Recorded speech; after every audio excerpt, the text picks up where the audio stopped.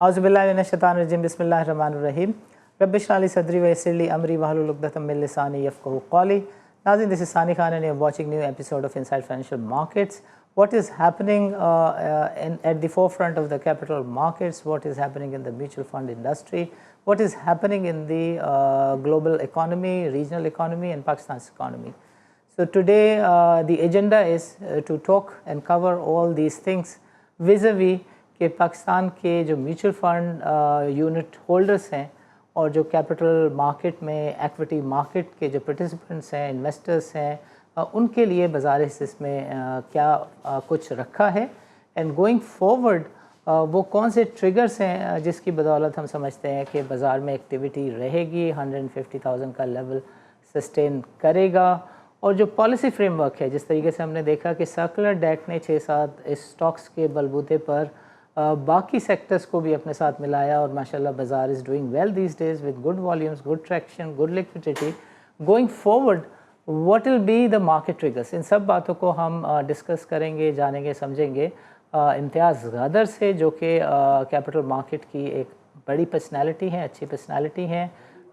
Brokerage side पे उन्होंने काफ़ी ज़्यादा काम किया, हेड ऑफ़ रिसर्च की उनकी बहुत स्ट्रॉन्ग प्रोफाइल है और आजकल वो हेड कर रहे हैं मीज़ान फंड्स को। So Imtiaz sir, welcome to the show and Assalamu alaikum. वालेकुम अस्सलाम, थैंक यू सानी भाई फॉर इनवाइटिंग। ग्रेट। इम्तियाज़ भाई ये फरमाएं कि आज जो माशाल्लाह बाज़ार परफॉर्म कर रही है, जिस तरह की लिक्विडिटी है, जिस तरह की ट्रैक्शन है, एक्टिविटी है, पार्टिसिपेशन है both from the retail and the institutional side, इसके पीछे ट्रिगर्स कौन से कार फरमा है, जो करंट फाइनेंस मिनिस्टर हैं, उनकी टीम है, उनकी परफॉर्मेंस को कैसे देखते हैं और बाज़ार के स्टॉक्स के साथ साथ मईशत के भी जो फंडामेंटल्स हैं वो आपको कैसे नज़र आते हैं? तो ये सारी चीजें कनेक्टेड ही हैं एक दूसरे से। तो हम देख रहे हैं मार्केट की रैली कंटिन्यू कर रही है। तो जैसा आपने कहा कि इकोनॉमी को कैसे देख रहे हैं, तो आई थिंक ये जो एक हम देख रहे हैं 2 साल से बुल रन जो चल रहा है, आई थिंक ये उसी का कंटिन्यूएशन है। जिस तरह की मैक्रो इकोनॉमिक पॉलिसीज हमने देखी है, जहाँ पर by and large market participants का व्यू है कि ये सही तरीका है इकोनॉमी को चलाने का, एक स्लो एंड ग्रेजुअल पेस हम रखें। तो बहुत ज़्यादा ओवर एक्साइटेड ना हो किसी भी फ्रंट पे। तो ये कंसोलिडेशन इस वक्त नीड ऑफ द आवर है और इस कंसोलिडेशन का आपने देखा है कि लोकल इन्वेस्टर्स ने तो अप्रिशिएट किया ही है, इंटरनेशनल रेटिंग एजेंसीज भी इसको एक स्टैम्प ऑफ अप्रूवल दे रहे हैं। तो ये सारी चीज़ें जो आपको मार्केट परफॉर्मेंस पे नजर आ रही है, ऑब्वियसली शॉर्ट टर्म में कोई वॉलेटिलिटी किसी भी वेरिएबल को लेकर आ सकती है, बट अगर देखा जाए तो मार्केट अभी भी अपने जून 2023 से जो एक 40,000 के लेवल से बुल रन स्टार्ट किया था उस पर अभी भी है। And that's why we are seeing कि मार्केट अब 150,000 के ऊपर भी कंसोलिडेट एंड स्टेबलाइज हो रही है, looking to grow further from here. ये फरमाया इम्तियाज़ भाई कि ये 7 के मल्टीपल पर है, कुछ लोग समझते हैं शायद 7.25 का भी मल्टीपल हो गया है और मल्टीपल सेक्टर्स में हमें एक्टिविटी नज़र आती है। ऐसा नहीं है कि सिर्फ 5-6 stock circular debt driven stocks ही बाज़ार को चला रहे हों। सो ये 7 का जो मल्टीपल है, इस पर भी आप समझते हैं कि बाज़ार में अभी भी गुंजाइश है, इन प्राइस लेवल पर भी गुंजाइश है? जी बिल्कुल, ये प्राइस लेवल पे तो थोड़ा सा लोग ये होता है कि अच्छा मार्केट 40,000 से लेट्स से ऑलमोस्ट 160,000 की तरफ जा रही है, तो 4 टाइम्स ग्रो हो चुकी है in the last 2 years. So that is one way of looking at it. But उससे पहले के 7 साल भी देखने होंगे कि एक 7 साल है जिसमें मार्केट ने लिटरली परफॉर्म ही नहीं किया। 2017 से लेके 6 साल कह रहे हैं, 2017 से लेके 2023 तक जो एक फ्लैट मार्केट रही है। So there 2 ways to look at it कि मार्केट 2 साल में 40,000 से 1,60,000 हुई है या 9 साल में जो है वो 40,000 से 1,60,000 हुई है। तो आई थिंक वो पर्सपेक्टिव चेंज हो जाता है और उसको अगर आप नंबर्स में मल्टीपल्स ही एक तरीका है जो दोनों चीजों को कंपेयर करता है कि अंडरलाइन कॉर्पोरेट प्रॉफिट्स कैसे रहे हैं और मार्केट ने जो परफॉर्म किया है। जो राइटली सेट 7 के मल्टीपल की बात अगर हो रही है तो ये अभी तो हमारे लॉन्ग टर्म एवरेज पे नंबर्स आए हैं। अगर हम अपने लॉन्ग टर्म एवरेज तो पी मल्टीपल 7 से 8 का कोट होता है। जब अच्छे हालात होते हैं, अच्छे हालात से मुराद ये है कि इंटरनेशनल एजेंसीज आपके सपोर्ट में होती हैं, जब आप IMF के प्रोग्राम में अच्छी तरह पार्टिसिपेट कर रहे होते हैं, जियोपॉलिटिकल जो जितनी बड़ी पावर्स हैं वो आपको सपोर्ट कर रही होती हैं, तो उस टाइम पे तो हमने इससे काफी ज्यादा मल्टीपल भी देखा हुआ है। बट ठीक है, दीज आर अर्ली डेज, तो आई वुड नॉट से कि हमें को 12-13 मल्टीपल्स की बात अभी करनी चाहिए, बट डेफिनेटली 7 के मल्टीपल को महंगा तो नहीं समझना चाहिए इन हालात में। ये बताइए इम्तियाज़ भाई कि जो इंस्टीट्यूशंस हैं, वर्ल्ड बैंक हो गया, IMF हो गया, रेटिंग एजेंसीज हो गई, सब एक के बाद एक kind of node of satisfaction issue कर रहे हैं in the favour of the government, in the favour of the finance minister. So going forward आपको लगता है कि ये वाली चीज़ें जो एतमाद है फॉरेन इंस्टीट्यूशंस का, इन्वेस्टर पे तो बाद में आते हैं, बट यू सी कि foreign institutions trust and faith and confidence in the market will continue? तो so far it looks like it. I think सबसे बड़ा जो फैक्टर होगा वो यही है कि हम डिसिप्लिन रहें, हम कोई ऐसा स्टेप ना लें the international community feels that we are going back to a phase कि जहां पर हम ओवर एक्साइटेड होके और ऐसी चीजें कर रहे हैं जो शॉर्ट टर्म गेन्स या पॉपुलिस्ट मेजर्स हैं और जिनका लॉन्ग टर्म को नेगेटिव इम्पैक्ट है। So as long as we continue to show कि हम इस वक्त इस इकोनॉमी को एक स्टेबिलिटी के फेज से ग्रेजुअल ग्रोथ की तरफ ले जाने की चीजें कर रहे हैं, तो आई थिंक इंटरनेशनल एजेंसीज भी उसको अप्रिशिएट करती रहेंगी। रिस्क सबसे बड़ा यही होगा कि एट सम पॉइंट ये पॉलिसी के अंदर कोई पॉपुलिस्ट चेंज अगर आ गया, तो I think that is an area जहां पर शायद आपको फिर इंटरनेशनल एजेंसीज भी हाईलाइट करें कि this is not the right way to go. ज़बरदस्त ज़बरदस्त। ये फरमाएं कि जो पाकिस्तान के लोकल इंस्टीट्यूशंस हैं, म्यूचुअल फंड इंडस्ट्री है, DFIs हैं, बैंक के एक्विटी डेस्क हैं, उसको as a normal person of an average human अगर मार्केट के हिसाब से देखें तो how are they responding? Are they receptive to the market calls? Are they kind of positive, or I want to use the word bullish? You think this bullish mindset will continue to prevail in down the road next 6 months to 1 year? अभी तो as I said, things look aligned where people do have a positive outlook. लोग bullish हैं। हमने देखा है जो भी आपने इन्वेस्टर क्लास की बात की वहां पर इक्विटी का एक्सपोजर तो इंक्रीज ही हुआ है, especially on the local side. As you know कि फॉरेन इन्वेस्टर्स तो अभी भी नेट सेलर्स ही रहे हैं, तो it is the retail investor और it's the local investor rather that has stepped up, चाहे वो इंश्योरेंस हो, म्यूचुअल फंड्स हो, बैंक्स हो। I think everybody has developed a positive stance for the market, और उनका भी स्टांस इसी से लिंक्ड होगा कि if they C the macroeconomic policy is going in the right direction, so you will see their participation in the equity market remaining robust. जहां उनको किसी भी तरह का मैक्रो इकोनॉमिक कंसर्न होता है, आई थिंक उनके बिहेवियर में फिर आपको कॉशियसनेस नजर आएगी, but I think at this point everybody seems to be satisfied with the way the economy is going. ज़बरदस्त ज़बरदस्त। ये फरमाएं इम्तियाज़ साहब कि जो म्यूचुअल फंड इंडस्ट्री है पाकिस्तान की, जिसमें माशाल्लाह अब आप आ चुके हैं, how is your experience going?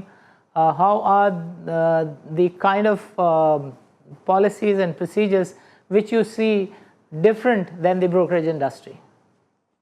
तो आई थिंक एक तो फर्क ऑब्वियसली ब्रोकरेज से वही कि ब्रोकरेज इज समवेयर जहां फैसिलिटेट कर रहे होते हैं एक्टिव इन्वेस्टमेंट करने वालों को जो खुद अपनी इन्वेस्टमेंट्स मैनेज करना चाहते हैं। As a brokerage house you facilitate them to be able to execute those trades.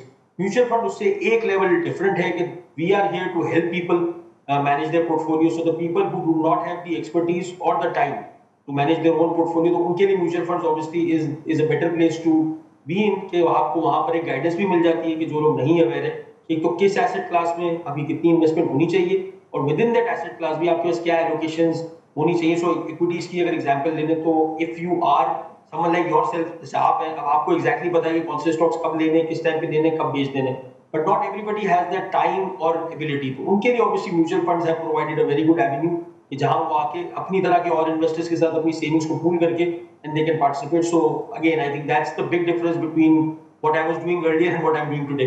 That's great, that's great. ये फरमाएं कि माशाल्लाह मीज़ान फ़ंड ने जो यूनिट होल्डर्स का नंबर है, तादाद है, Meezan has outperform the UIN, total UIN holders of the market. जब आप ये सुनते हैं तो आप कितने खुश हो जाते हैं, या आपका दिल कहता है कि नहीं यार, स्टॉक मार्केट का जो इन्वेस्टर बेस है वो भी छोटा है और शायद आपके लिए भी स्पेस टू रन अभी है? जी जी बिल्कुल। I mean if you look at the overall population of Pakistan and the lack of financial inclusion, तो अभी तो it's the tip of the iceberg. I think हमें भी इंटरनली ना हम इस बात पे कोई रिलैक्स कर रहे हैं, ना हम ये समझते हैं कि ये नंबर किसी भी तरह पूरा हो गया। पूरे इकोसिस्टम को, हमें PSX को, बाकी एएमसीज को, सारे ब्रोकर्स को अभी तो हमें बहुत काम करना है। ये तो नंबर्स ऐसे हैं कि शायद हम 5 साल बाद पलट के देखें तो हम कहें अच्छा हम इतने छोटे होते थे 5 साल पहले। तो I think that should be the view of everyone involved. हम PSX से भी बात करते हैं तो वहां से वाइब्स तो यही आती है और अच्छी आती है कि they also are setting very ambitious targets in terms of where they want to take the UIN base. और आई थिंक म्यूचुअल फंड्स को और मीजान को भी कोई डिफरेंट वो नहीं होना चाहिए कि we should all continue to grow the market. तो मार्केट ग्रो होती रहेगी तो एक हमारी इकोनॉमी के लिए भी बहुत अच्छा है कि सेविंग का कल्चर उसमें इम्बेड होगा। So not just because all of us are in this business हमें ये काम करना चाहिए। आई थिंक इकोनॉमी की भी नीड है कि we give the saving culture to retailer specially, कि वो सेव करें अपने फ्यूचर के लिए, इन्वेस्ट करें, अपने आप को इन्फ्लेशन से प्रोटेक्ट करें, रादर देन के पैसों को आइडल रख के उसको सेविंग करें। आई थिंक हम सबका काम है कि सेविंग से उनको इन्वेस्टमेंट की तरफ ले जाए। तो एक तो पाकिस्तान में सेविंग कम होती है, जितनी सेविंग होती है वो भी कुछ बहुत सारा कैश में ही रह जाता है। तो we need to educate people that save and convert it into remunerative investment. और हम सबकी जिम्मेदारी है, हमारी ब्रोकर्स की सबकी, कि इस इकोनॉमिक नीड के अंदर कंट्रीब्यूट करें। ज़बरदस्त ज़बरदस्त। ये फरमाइए इम्तियाज़ साहब कि पाकिस्तान के अंदर जो 35 टू 38 बिलियन रेमिटेंसेस की शक्ल में आते हैं, उसका जो मेजर चंक है यानी 16 billion come from UAE and 12 billion dollars come from Saudi Arabia. ये जो पाकिस्तानी मेहनत कश इन दोनों कंट्रीज़ में है, इसके लिए do you have a mindset और a scheme of approaching them and helping them to save and grow and achieve their lifetime objectives? So again, obviously एक तो इनका contribution through remittances तो हमें आ ही रहा है। Obviously the flip side of that always is, जिस पे बात होती है कि एक brain drain का एक factor है, but I think any country that is exporting labor उसको ये trade off तो रहता है हमेशा। As far as their investment objectives are concerned, तो जैसे हम तो इस पे काम कर ही रहे हैं, but obviously all of us, the whole ecosystem has been aided by the RDA initiative of the State Bank of Pakistan, जहाँ पर खास तौर पे हमारे जो डायस्पोरा है, हमारे ओवरसीज पाकिस्तानीज हैं, उनके लिए एक बहुत अच्छा एवेन्यू क्रिएट हो गया, that they can bring money into Pakistan, they can invest it into mutual funds, they can invest into property, they can invest into stocks directly. So ये सारे avenues open up हो गए। मीज़ान alhamdulillah is the largest player in the RDA, supported by Meezaan banks, significant presence in RDA, और mutual funds की side पे भी हमारा alhamdulillah 3 billion का तो पोर्टफोलियो ऑलरेडी एग्जिस्ट करता है in the R D A space, and that's an area that we are working है, जहां पर हमें और ग्रो करना है। माशाल्लाह माशाल्लाह। इम्तियाज़ साहब, वक्फे का वक्त हो रहा है, उससे पहले मैं एक सवाल आपसे पूछना चाहूँगा कि हर बड़ा फंड जो है वो रीट्स फंड की तरफ देख रहा है। सो जो रियल इस्टेट सेक्टर है उसमें कहा जाता है कि 550 ट्रिलियन के असासे जो हैं वो पार्क्ड हैं और उसमें बड़ा पोटेंशियल है। मीज़ान की साइड पे कोई कंसिडरेशन है मीज़ान फंड की? जी जी बिल्कुल, we do have a REIT license और हम डिफरेंट प्रोजेक्ट्स को देख रहे हैं, but obviously we want to make sure कि कोई ऐसी चीज लाएं which is commensurate with the Meezan brand, और एक ऐसा हो कि इन्वेस्टर्स के लिए एक अच्छा एक्सपीरियंस वर्कआउट हो। But we are definitely working on it, and in due course इंशाल्लाह आपके प्रोग्राम में आके ही अनाउंस करेंगे when we are ready to unpeel the layers of that product. ज़बरदस्त ज़बरदस्त ज़बरदस्त। इम्तियाज़ साहब, अभी वक्त हुआ चाहता है छोटे से वक्फे का। वक्फे के बाद हम आपसे ज़रूर थोड़ी सी बातचीत करेंगे। मीज़ान फ़ंड के साथ आपका एक्सपोजर एक्सपीरियंस कैसा जा रहा है, एंड गोइंग फॉरवर्ड जो म्यूचुअल फंड इंडस्ट्री ओवरऑल है उसको आप कैसे देखते हैं। सो नाज़रीन, don't go nowhere, let's meet after a short break.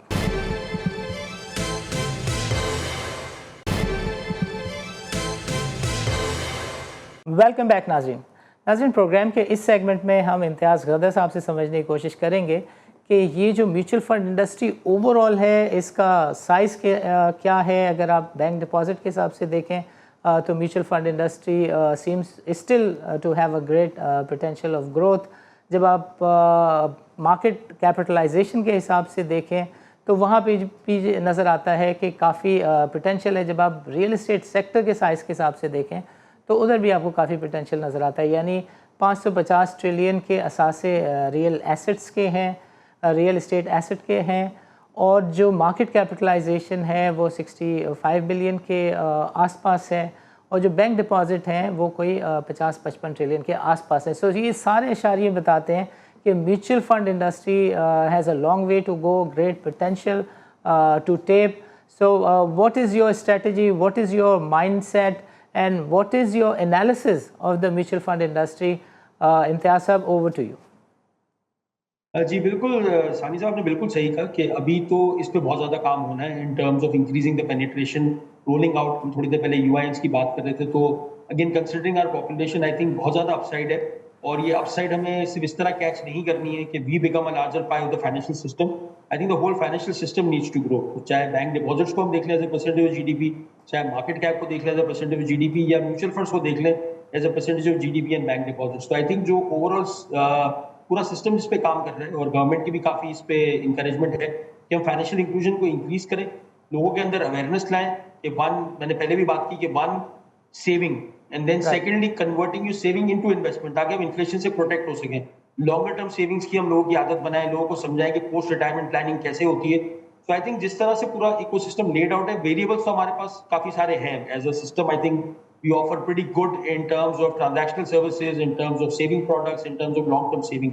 अब एक स्लो एंड ग्रेजुअल अडैप्शन का प्रोसेस होता है इकोनॉमीज मैच्योर होती हैं, लोगों को एक्सपोजर मिलता है, दे अंडरस्टैंड द बेनिफिट्स। और हमें यही चीज नजर आई है पिछले कुछ सालों में कि ये सारे सेक्टर्स में जितने भी नंबर्स इंक्रीज हुए, इसी तरह इंक्रीज हुए कि अवेयरनेस बढ़ी है। And I think that is how it will continue in the future. So yes, mutual funds as a percentage of deposits, me as part of mutual fund industry, मैं चाहूंगा कि वो परसेंटेज भी grow, but साथ में जो पूरा financial system की एक्सपेंशन है उस पर भी हमने काम करते रहना। जब आप कहते हैं कि ये जो रेशो है इसके हिसाब से काफ़ी ज़्यादा पोटेंशियल है, तो आपकी एफर्ट इसमें भी ज़्यादा जाती है कि you look towards clean money, you look towards शरिया कंप्लाइंट मनी, इसके ऊपर आप थोड़ी सी रोशनी डालेंगे? तो एज यू नो मीज़ान, अल्हम्दुलिल्लाह the name is synonymous with sharia. तो हम तो करते ही शरिया कंप्लाइंट इन्वेस्टमेंट्स में काम है। अब जो गवर्नमेंट की तरफ से भी डायरेक्टिव आ गया है कि इन the next couple of years पूरे सिस्टम को ही शरिया कंप्लाइंट कर देना है, तो बट अगेन हम तो इस काम में पिछले 30 साल से लगे हुए हैं, and that remains the cornerstone of all our strategies to discourage रिबा एंड टेक एवरीवन टुवर्ड्स शरिया compliant investments. So that remains the part of our ethos. तो वो तो continue, it's like goes without saying कि ये तो हमने करना ही है। बट जो आपने बात की कि ओवरऑल मैक्रोस पे बात करें, तो ओवरऑल मैक्रोस पे भी काम करना है कि लोगों को इस तरफ लाना है। और as far as Meezan efforts are concerned, they will always remain towards bringing people towards the sharia compliant market. ये फरमाएं इम्तियाज़ साहब कि 100 खरब से ज़्यादा के हमारे कर्ज़े हैं और वो सारे के सारे इंटरेस्ट बेयरिंग है। So as a research head आपने पाकिस्तान की मईशत को बहुत प्यारा कवर किया। You have got a fantastic history, great past. So आप इस ग्रेट ट्रांजिशन को कैसे देखते हैं? And you see this happening, you see this really happening come 2028? तो देखिए, जहां तक लोकल डेट की बात है तो वो तो I think is more of an in house issue, और I am sure all the experts on the sharia compliant side are working on it. We know of some of the efforts that are going on कि किस तरह से ये local interest bearing date को हम convert करें into शरिया complaint. वही सबसे बड़ा चैलेंज है कि जब वो अचीव हो जाता है तो फिर I don't think there is anything left that will be a problem in converting the local economy. क्योंकि डिमांड की अगर आप बात करें तो डिमांड तो अभी भी शरिया कंप्लाइंट की रिटेल लेवल काफी ज्यादा है। मतलब मैं ये चीज अक्सर कोट करता हूँ कि एक इकोनॉमी है जो अभी देखा जाए तो इन terms of numbers only 20% of that is probably Islamic, अगर मैं बैंक डिपॉजिट्स को एक बेंचमार्क लूं। और इस इकोनॉमी में the largest asset management company is Pakistan that deals only in शरिया। And if you add all the other operators जो अपने कन्वेंशनल प्रोडक्ट्स के साथ शरिया ऑफरिंग्स ऑफर करते हैं, तो दैट टेल्स यू कि अंडरलाइंग डिमांड तो शरिया प्रोडक्ट्स की बहुत है, it's just about making them available. तो ये कन्वर्जन आई थिंक जो रुका हुआ है वो मोर टेक्निकल लेवल पे रुका हुआ है। आई डोंट थिंक ये अंडरलाइंग कोई फैक्टर्स हैं जो उसको बहुत ज्यादा हैम्पर करेंगे। हाँ, इंटरनेशनली हमारी जो डीलिंग्स है उस पर एक अलग से काम होना पड़ेगा कि उसको हम किस तरह अलाइन करते हैं। आई थिंक लोकल साइड पे as soon as you have the solution in terms of turning all of this interest bearing debt, जिस पे by the way काम काफी हो रहा है, तो ऐसा नहीं है कि ये सिर्फ एक पाइप ड्रीम है, उस पे काम हो रहा है। तो I think we are slowly and gradually heading towards that goal कि ये हम अचीव कर लें। तो डेफिनेटली अचीवेबल है और इंशाल्लाह अचीव हो भी जाएगा। ज़बरदस्त इम्तियाज़ साहब, अगले 4-5 मिनट हम थोड़ी सी लोगों के लिए काइंड ऑफ एडवाइजरी सर्विस पे बातचीत करेंगे। तो पहले मैं डिस्क्लेमर देता हूँ कि objective is not to quote the stocks, but we will try and speak at sector level, and the general advice that we will try and solicit from you is about the equity sector. So नाज़रीन, हम आपको ये बताते चलें कि 110,000 का level, फिर 25,000 का लेवल, फिर 150,000 का लेवल, ये वो लेवल्स हैं जिसको बाज़ार के एक्सपर्ट्स ने, ब्रोकरेज हाउसेस ने बार बार कोट किया और कहा कि ये नंबर्स इस साल ब्रेक हो सकता है। और जब ये सारे लेवल्स ब्रेक हो गए तो फिर नई फोरकास्ट मार्केट में मौजूद हैं। नंबर ऑफ पीपल सजेस्ट कि ये मार्केट में अभी भी 170,000-80,000 का पोटेंशियल मौजूद है। But what we are trying to seek in the form of advice from mister Imtiaz Gader is कि अगर एक नॉर्मल यूनिट होल्डर है वो बाज़ार हिस्सेस में थ्रू म्यूचुअल फंड ही जाना चाहता है, तो उसके लिए इस वक्त कौन से फंड्स जो हैं वो बेहतर है?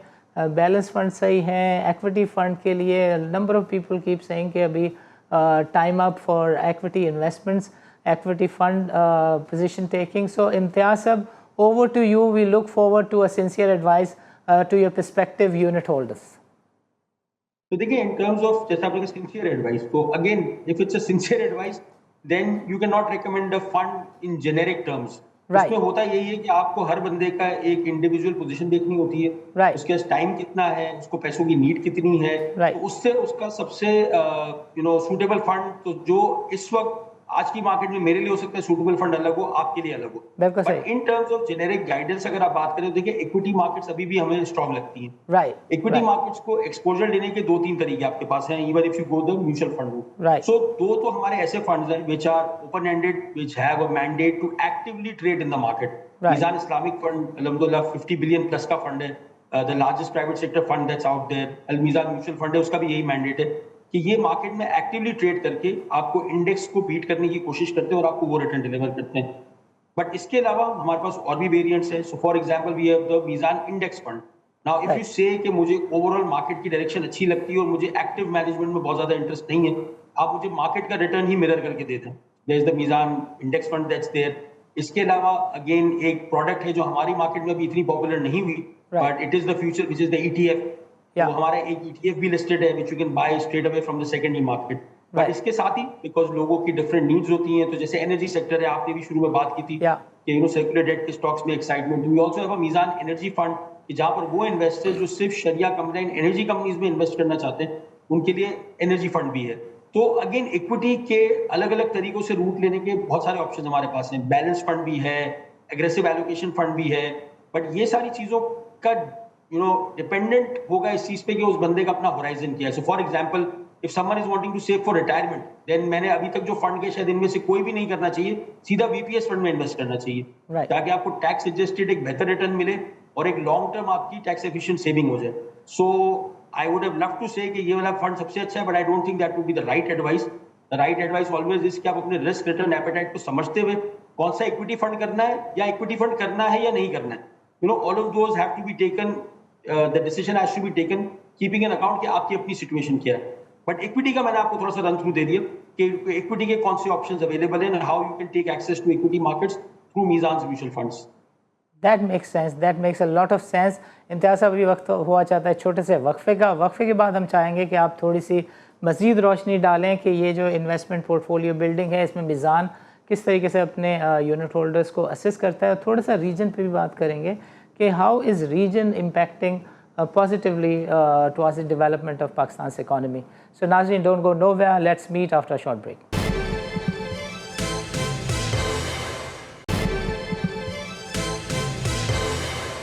Welcome back, Nazreen. Nazreen, program के इस segment में we will try and touch with the regional politics. How is regional politics is impacting the economy of Pakistan? But उससे पहले हम चाहेंगे कि इम्तियाज़ गदर वो जो बात पहले चल रही थी उसको कंटिन्यू करें और बताएं कि अगर सानी को पर्टिकुलर एडवाइस चाहिए और general advice is not advice by Imtiaz Gadar, how does this question is addressed by the mutual fund industry who are practicing in the market? जी सानी भाई, तो जैसे हम बात कर रहे थे, तो ऑब्वियसली उसमें जो फैक्टर्स हम देख रहे होते हैं, obviously age of the investor, just to see what kind of a horizon does he have. दूसरा एक ये भी होता है कि आपकी लिक्विडिटी की नीड क्या है। For example if you have funds that you will need in the next 2 months, then obviously आपकी इन्वेस्टमेंट स्ट्रेटजी थोड़ी डिफरेंट होगी। शायद आपको बहुत ज्यादा इक्विटी हैवी एलोकेशन हम ना रिकमेंड करें, क्योंकि आपकी लिक्विडिटी रिक्वायरमेंट बहुत नियर टर्म में आने वाली है और कोई शॉर्ट टर्म वॉलेटिलिटी भी आपके रिटर्न को खराब कर सकती है। तो वी वुड रिकमेंड कि आप किसी स्टेबल रिटर्न वाले एवेन्यू में पार्क कर दें। Let's say we get someone who has a long term horizon कि मुझे 10-15 साल के लिए इन्वेस्टमेंट करनी है, तो उसको हम ज्यादा इक्विटी हैवी एलोकेशन रिकमेंड करेंगे, बिकॉज उसके पास टाइम है, he has time to get benefit from the growth of the market over the longer term. So Imtiaz भाई, फैक्टर्स को हम देख रहे होते हैं। रिस्क की भी एक है, रिस्क एपेटाइट बंदे का कितना है। उसी उसमें जो हमें चीज बाइफरकेट करनी होती है, जब आप एक एवरेज पाकिस्तानी से बात करते हैं तो हर बंदा ये कहता है मेरा रिस्क एपेटाइट बहुत हाई है, but as a professional fund manager we have to try to look through that कि उसका ऑब्जर्व्ड रिस्क एपेटाइट हमें क्या नजर आ रहा है। तो वो भी हमें थोड़ा सा उसको अपने एंड से जज करना होता है कि किसी के कहने के बावजूद कि मेरा रिस्क एपेटाइट बहुत हाई है, और अगर हमें लगता है कि नहीं इक्विटी की वॉलेटिलिटी को देखते हुए ये बंदा घबरा जाएगा, तो देन वी रेकमेंड अकॉर्डिंगली कि आप एक मिक्स ऑफ पोर्टफोलियो रखें और किसी एक एसेट में कॉन्सेंट्रेट ना करें। How about the regional economy and Pakistan getting? Yeah, please. जी बिल्कुल, रीजनल इकोनॉमी जो हमने शुरू में बात की, आई थिंक उसका एक बहुत बड़ा इम्पैक्ट रहा है इन द पॉजिटिव सेंटिमेंट, क्योंकि जो जिस तरह से कुछ डेवलपमेंट्स हुई हैं in the last few months, specially मई में जो हमारा एक स्टैंड ऑफ सिचुएशन हुई, उसमें से the way Pakistan came out looking much more stronger and more stable, and पूरी दुनिया ने अप्रिशिएट किया। तो again an economy like ours, जहाँ पर इंटरनेशनल फ्लोज की इतनी अहमियत है, कि जहाँ पर मल्टीलैटरल एजेंसीज आपको किस तरह देख रही हैं, ग्लोबल पावर्स आपको किस तरह देख रही है, तो आई थिंक पाकिस्तान का इमेज एक सिग्निफिकेंटली अपग्रेड हुआ है। And I think that is also a factor that has added to the bull run. तो आज जो आपको मार्केट में तेजी नजर आती है कि पिछले 6 महीने में 2 जंगें हो गई हमारे मोहल्ले में, एक हमारे घर में हुई, एक बराबर में हुई, बट मार्केट ने उसका इम्पैक्ट नहीं लिया. आई think that just reflected that people feel कि पाकिस्तान की जियोपॉलिटिकल स्टैंडिंग इस वक्त स्ट्रांग चल रही है. तो आई थिंक ये इंपॉर्टेंट है कि हम इस स्ट्रांग पोजीशन को कंसोलिडेट करते हुए इस पर बिल्ड करें, और अगर हम सक्सेसफुली ये करते हैं तो वो आपको सारे एसेट प्राइसेस में उसका रिफ्लेक्शन नजर आएगा. ज़बरदस्त. इम्तियाज़ साहब, प्रोग्राम का वक्त चूँकि ख़त्म हो रहा है, हम चाहेंगे कि अपने पर्सपेक्टिव यूनिट होल्डर्स के लिए आप कोई मैसेज देना चाहें तो हमारा प्लेटफॉर्म हाजिर. नहीं sir, thank you so much. पहले तो आपका शुक्रिया अदा करना चाहूँगा कि आपने मौका दिया आपके प्रोग्राम में आने का. बाकी as far as the in prospective investors are concern, तो जो हम बात करते हैं कि just start planning your investment journey as early as possible. हम अक्सर इन्वेस्टमेंट की जो जर्नी है उसको काफ़ी डिले कर देते हैं कि यार इसको देख लेंगे बाद में, बट इससे पावर ऑफ कंपाउंडिंग मिस कर जाते हैं. एक फेवरेट एग्जाम्पल मेरी यही है कि अगर एक बंदा है जिसके पास ये ऑप्शन है कि वो अगले 40 साल तक हर महीने 5,000 रुपये इन्वेस्ट कर सकता है, और रिटर्न का हम अजम्पशन ले लेते हैं कि 10% स्टेबल रहता है. अक्सर लोग ये करते हैं, अच्छा यार यही इन्वेस्ट करना है ना, तो ये 24 लाख बनते हैं, मैं 40 साल की उम्र में 10,000 महीना इन्वेस्ट कर लूंगा तो भी 24 लाख इन्वेस्ट हो जाएंगे. बट वो पावर ऑफ कंपाउंडिंग का इम्पैक्ट लोग अंडर एस्टिमेट करते हैं. तो ये जो मैंने आपको एग्जाम्पल दी कि अगर एक 20 ईयर ओल्ड 40 साल के लिए इन्वेस्टमेंट शुरू कर दे, उसका फाइनल पोर्टफोलियो वैल्यू होगी 32 मिलियन रुपीज, 3 करोड़ 20 लाख रुपए. यही चीज अगर आप 40 की उम्र में शुरू करेंगे, बेशक आप इन्वेस्टमेंट डबल कर रहे हैं हर महीने की, आपकी एंडिंग वैल्यू 80 लाख के करीब होगी. So start early, understand your risk appetite, get into the market as quickly as you can with the right risk advice, और उसके बाद जहां आपको एसेट मैनेजमेंट समझ में आती है, जो एसेट क्लास आपको समझ में आती है उसमें इन्वेस्ट करें. One of the options that's there is Meezan, obviously, which is the largest asset management company and शरिया कंप्लायंट ऑप्शन एज वेल. उसको भी कंसीडर करें, बट इन्वेस्ट जरूर करें. That would be my message to people. ज़बरदस्त ज़बरदस्त ज़बरदस्त. इम्तियाज़ साहब, आपका प्रोग्राम के लिए वक्त निकालने का बहुत बहुत शुक्रिया. मैं इजाज़त दीजिए, अल्लाह हाफ़िज़. नाज़रीन, आज के प्रोग्राम में शरीक गुफ्तगू रहे इम्तियाज़ गदर. मैंने आपको जैसे प्रोग्राम के शुरू में बताया, he has got a fantastic history as a researcher, as a brokerage firm CEO, as the developer of the market. He actually played a key role, crucial role from the brokerage industry while interacting with the regulators. And today he is working for the mutual fund industry as the CEO of the Al Mizan funds. इन्होंने तफसील के साथ बताया कि जो बाज़ार है उसके पोटेंशियल के ऊपर कोई कॉशियस अप्रोच की इतनी ज़्यादा ज़रूरत नहीं है. As a mutual fund manager, he was quite cautious in selecting the words, quote unquote, but he was very particular कि ये जो 7.25 का अर्निंग मल्टीपल बता रहे हैं सानी भाई, इसमें भी कोई डरने की बात नहीं है. If you look at the history in good times, we even had some very good multiples stayed for years and years. और जो बुल रन है, he is the only researcher जो बड़े पर्टिकुलर हैं, और इन्होंने सीधा कहा कि यार ये 2 साल का ही बुल रन है. We have seen lengthier bull runs which have actually sustained for a longer period of time. The impacts of the regional politics और जो पाकिस्तान इंटरनेशनल पॉलिटिक्स में हमेशा रोल प्ले करता है, उसका जो फ्रूट है वो अभी बाज़ार की तरफ आना बाकी है. नंबर्स की हमने जब बाज़ार की बात की कि 170-80,000 की, so by the way it was a kind of conclusion कि 7.25 का जो मल्टीपल है ये सस्टेनेबल है गोइंग फॉरवर्ड. ये मल्टीपल बेहतर हो सकता है तो कहा जा सकता है कि बाज़ार में 20-25-30 हज़ार पॉइंट्स की जगह बनती है. बाज़ार में म्यूचुअल फंड इंडस्ट्री में अल मिज़ान फ़ंड का एक क्रूशल रोल है और एक की पोजीशन है. They also intend to get into the real estate sector, और उसमें भी उन्होंने बताया कि ये सून टू कम डेवलपमेंट है, और इसमें जो भी कुछ होगा वो मीडिया के सामने जल्दी आ जाएगा. Vis-a-vis economy, he was of the view के जो पॉलिसीज़ हैं चूँकि वो सस्टेन कर रही हैं ड्यूटी के कल्चर से, और ये जो बार बार सब्सिडीज़ दी जाती हैं और मईशत पे बोझ बनता पड़ता है, उसके कल्चर से जो मईशत निकल रही है, it is because of that कि मार्केट को भी कॉन्फिडेंस है, मार्केट को चलाने वालों में भी एक कंफर्ट है कि there is no confusion at a state level. Government is following what IMF says, and IMF is very clear कि पाकिस्तान में लिक्विडिटी के चैलेंजेस नहीं हो. And we know that equity markets हों, फाइनेंशियल मार्केट्स हों, और या फिर आपके फंड्स की मार्केट्स हों, कैश की मार्केट्स हों, उन सब जगहों पर कोई अगर एक चीज़ चाहिए होती है तो that is the continuity. Continuity is not a question of today. be it politics, be it Islamabad, be it Pindi, be it Karachi or the three provincial capitals. Everyone is very clear that come 2028 these policies are going to continue and we hope to see both economy and the bazaar growing. इस तरह की बातचीत तज्ज़िये का सिलसिला जारी रखेंगे। नाज़रीन इजाज़त दीजिए, अल्लाह हाफ़िज़।